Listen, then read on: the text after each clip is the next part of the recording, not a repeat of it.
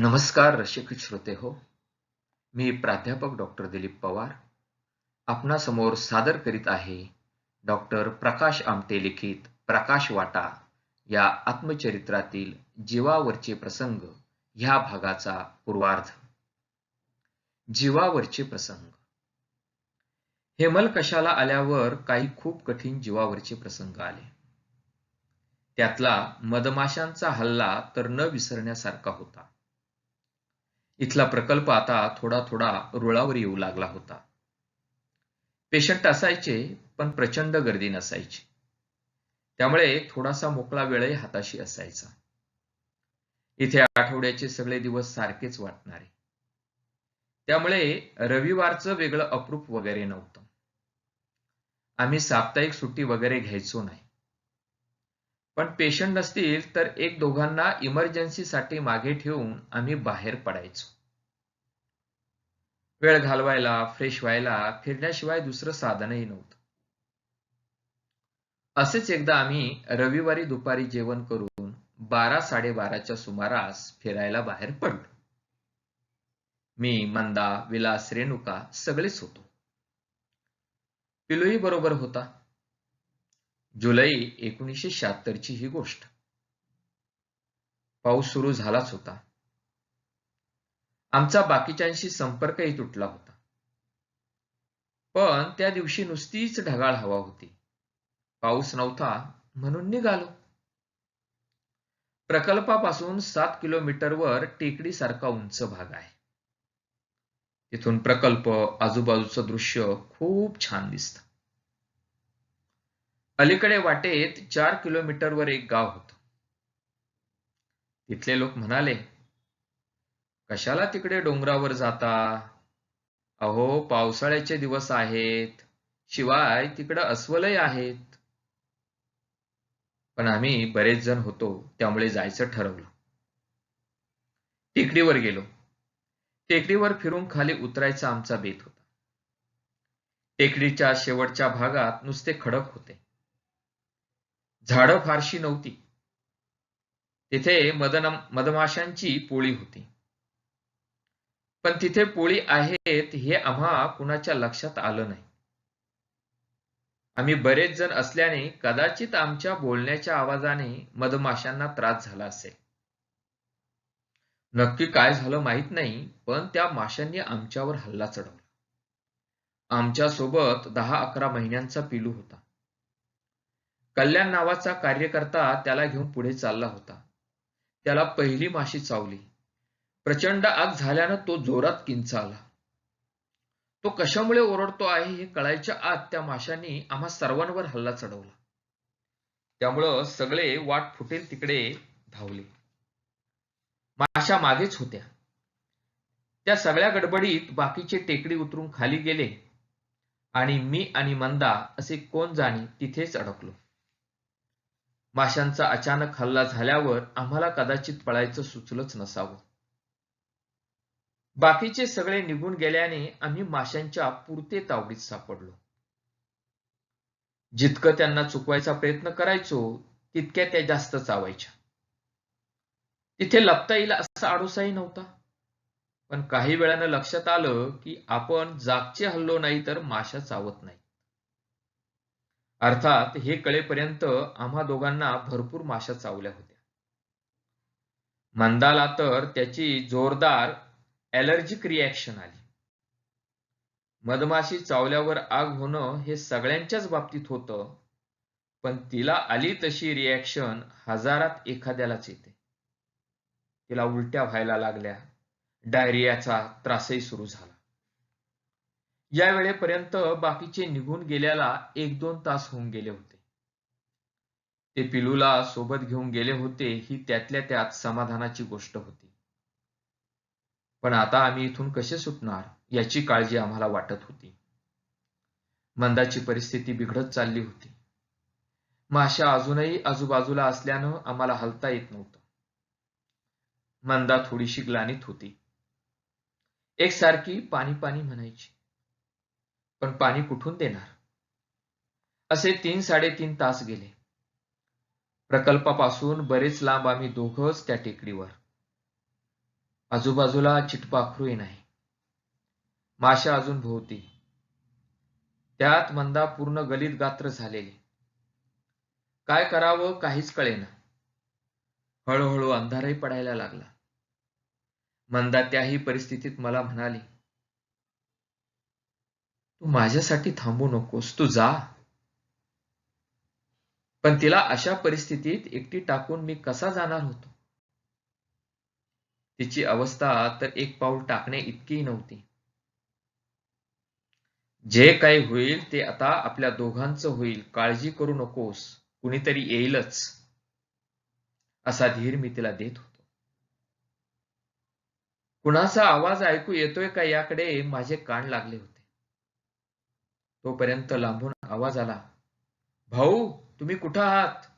भाऊ तुम्ही कुठं आहात? हा आवाज ऐकल्यानंतर एकदम जीवात जीव आला. जीवावरच्या संकटातून सुटका होणार या कल्पनेनं एकदम दिलासा मिळाला. हे घडू शकलं रेणुकामुळे. कारण माशांचा हल्ला चुकून ती सर्वप्रथम टेकडीवरून खाली उतरली होती. धावत जाऊन तिने प्रकल्पावरच्या बाकीच्यांना खबर दिली. बैलगाडी घेऊन ते निघेपर्यंत टेकडीवर फिरायला आलेले बाकीचे सगळे तिथे पोहोचले. मात्र ज्या अर्थी आम्ही खाली आलो नाही त्या अर्थी आम्ही वरच अडकलो असणार याचा रेणुकाला अंदाज आला. त्यामुळे ती काही कार्यकर्त्यांना सोबत घेऊन बैलगाडीने आली होती. या वेळेपर्यंत सूर्य मावळायला आल्याने माशांचा त्रासही थोडा कमी झाला होता. पण मंदाला चालणंच शक्य नव्हतं. बैलगाडीत कुऱ्हाड होती. त्यामुळे तिने बांबू तोडून आम्ही डोली तयार केली व तिला घेऊन खाली आलो. वाटेत गाव लागलं. तिथे तिला पाणी प्यायला दिलं. दुपारी 12 वाजता निघालेलो आम्ही रात्री 8 वाजता प्रकल्पावर परत आलो. तिथे सगळे काळजी करत वाट पाहत होते. सगळ्यांनाच माशांनी भरपूर प्रसाद दिल्याने चेहरे सुजले होते. वेडेवाकडे झाले होते. आता उपचार करायला हवे होते. माशा चावल्यावर काय करायचं काहीच माहित नव्हतं. 500 माशा चावल्या तर शरीरात इतकं विष जातं की माणूस मरूही शकतो एवढंच ऐकून माहित होतं. पुस्तकात बघून ॲलर्जी कमी होणारं इंजेक्शन दिलं. मंदाला आणि इतर काहींना सलाईन लावलं. मी सगळ्यांना इंजेक्शन दिलं. पण मला कोण देणार? प्रकल्पावर आम्ही दोघंच डॉक्टर आणि मंदा तर काही करायच्या परिस्थितीतच नव्हती. शेवटी जगदीश गोडबोलेनं मला इंजेक्शन टोचलं. दुसऱ्या दिवशी उठल्यावर कुणाकडेच पाहत नव्हतं इतके सगळ्यांचे चेहरे सगळीकडून सुजलेले होते.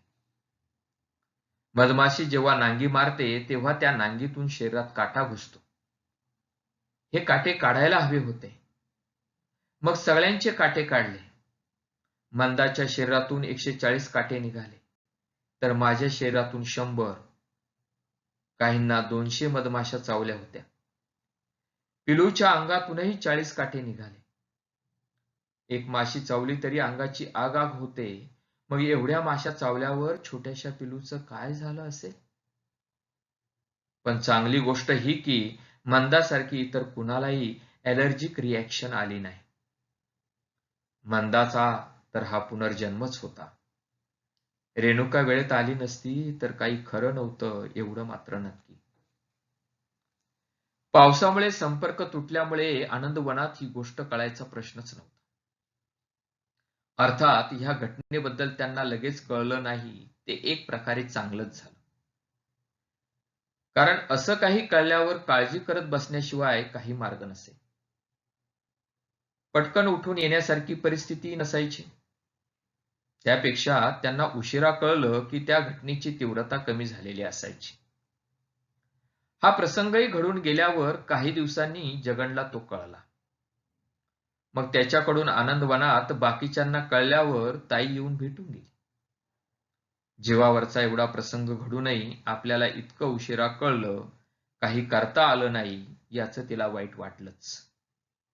पण आता काही इलाजच नव्हता.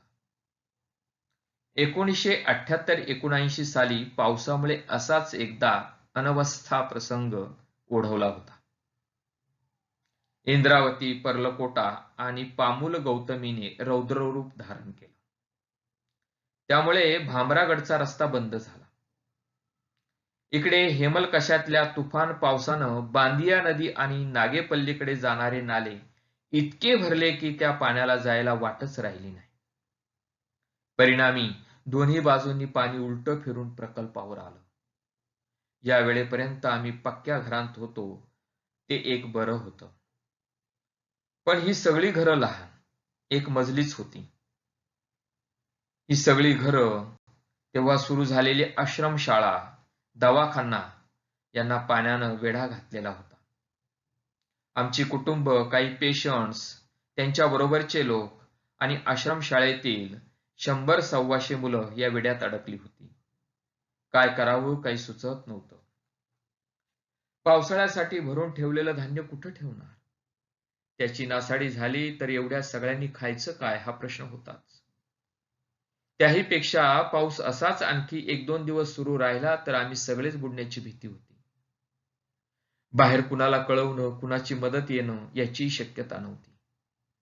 पण सुदैवानं पावसाचा जोर कमी झाला आणि आम्ही सुटकेचा निश्वास टाकला. प्रकल्प पाण्याच्या विळख्यात जाणं ही त्या काळातली दर पावसाळ्यात घडणारीच गोष्ट होती. पण त्या वर्षी पाणी नुसतं आजूबाजूला राहिलं नव्हतं, घरांतही घुसलं होतं. त्यामुळे आम्ही धडा घेतला आणि पुढच्या वर्षीच्या पावसाळ्यापर्यंत गच्ची असलेलं घर बांधून घेतलं. असा प्रसंग पुन्हा आला तर 100-150 माणसं व धान्य उंचावर जाऊ शकतील हा हेतू त्यामागे होता. पावसामुळे आणि पुरामुळे त्यापूर्वी एकदा आमच्या जीवावर बेतलं होतं. त्यावेळी आमचं नुकतंच लग्न झालं होतं. तेव्हा आम्ही अजून नागपुरातच होतो. हेमलकशाला गेलेलो नव्हतो. दिवाळीचे दिवस होते. सोमनाथला भरतं तसं श्रमसंस्कार शिबिर नागेपल्लीला त्यावेळी सुरू होतं. आम्ही तिथे जायचं ठरवलं, तेही स्कूटरवरून. रस्त्यांची अवस्था त्यावेळी खूप वाईट होती. त्यात दिवाळीच्या सुमारास पाऊस पडला आणि परिस्थिती अजूनच खराब झाली. नागेपल्ली आणि आलापल्ली ही जुनी गावं अगदी एकमेकांना लागून आहेत. नागेपल्लीच्या अलीकडे 70-80 किलोमीटर वरील एका नाल्यातून जात असताना स्कूटरमध्ये पाणी गेल्याने स्कूटर बंद पडली. पाणी कमी वाटलं म्हणून स्कूटरचं इंजिन बंद करून टाकलं होतं. मग किक मारून त्यातलं पाणी काढलं व ती कशीबशी सुरू केली. पुढे आलापल्लीच्या आधी अजून एक नाला लागला. आता मात्र स्कूटरचं इंजिन सुरू ठेवलं त्यामुळे काही त्रास झाला नाही.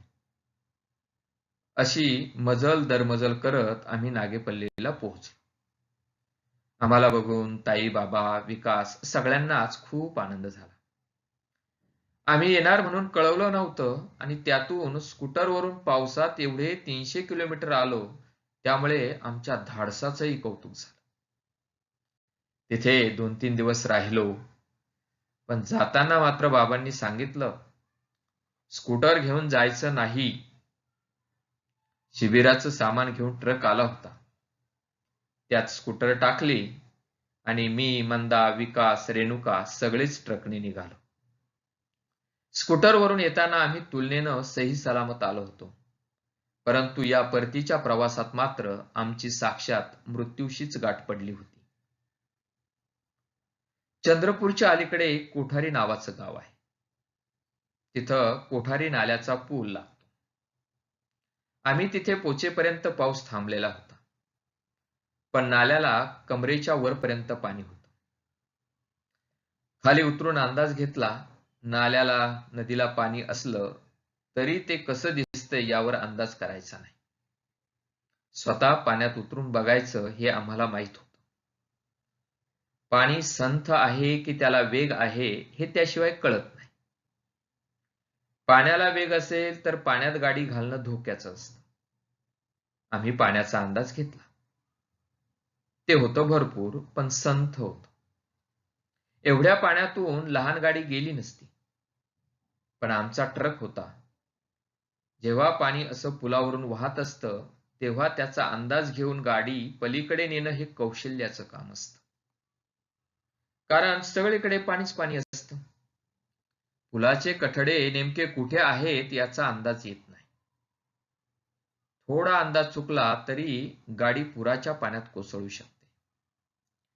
या पुलावर पाण्याचा अंदाज घ्यायला म्हणून इतर वाहनांतूनही बरेच लोक उतरले होते.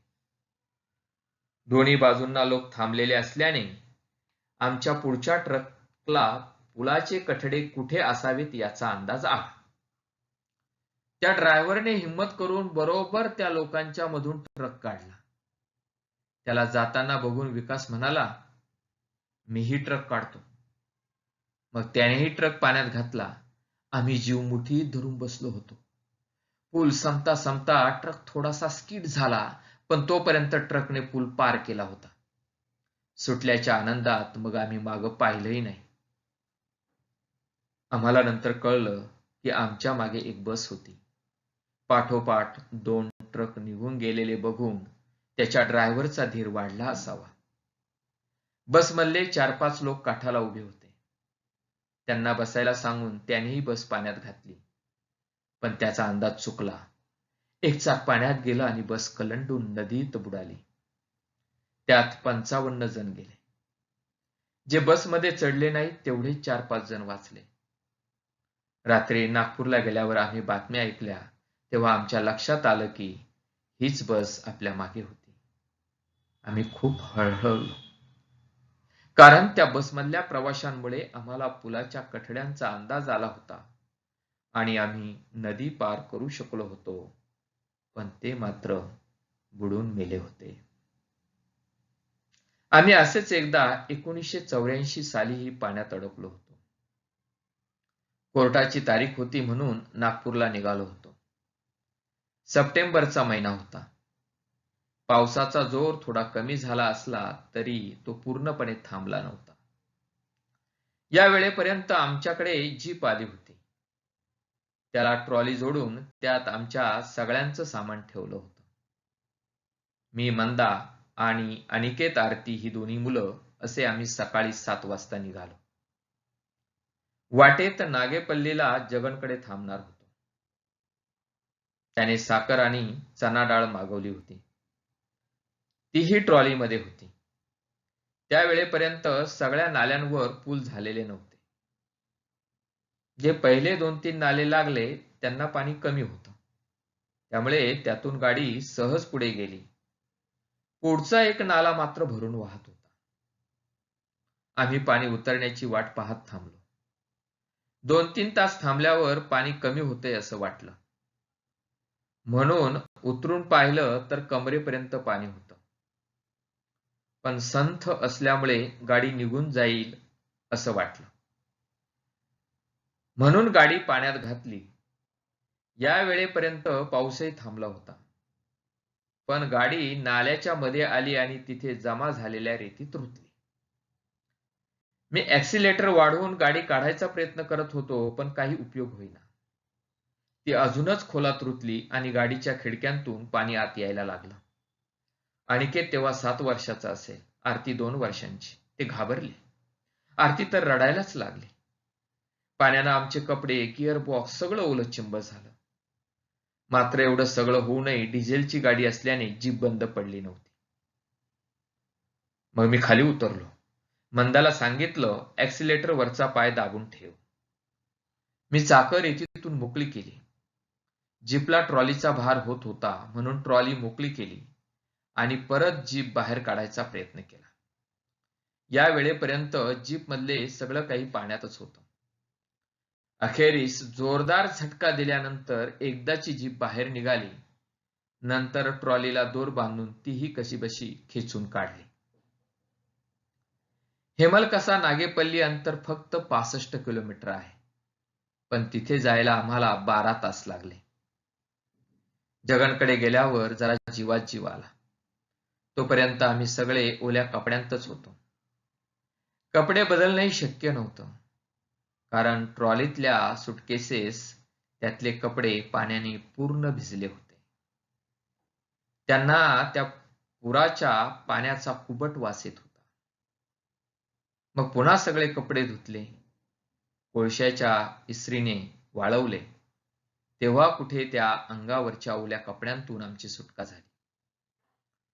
जगनने मागवलेली साखर पाण्यात विरघळून गेली होती आणि चण्याच्या डाळीला वास यायला लागला होता. त्यामुळे त्या गोष्टी फेकून द्याव्या लागल्या. थोडक्यात आमचा अति आत्मविश्वास चांगलाच नडला होता, पण त्याच आत्मविश्वासाच्या बळावर आम्ही आमची सुटकाही करून घेतली होती. धन्यवाद.